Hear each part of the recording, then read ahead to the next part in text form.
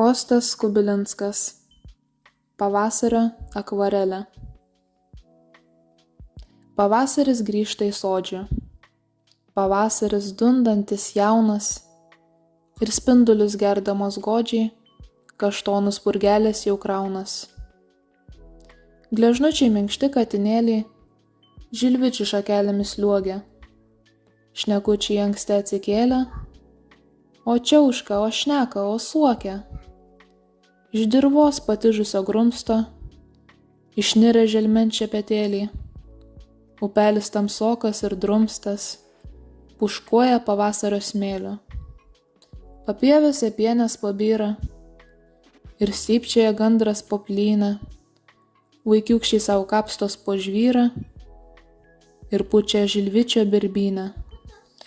Ir taip, kur akim beužeisi, tiek nuotaikos, saulės ir oro, kad žemė žaliai apsitaisė ir vaisių auginti panoro.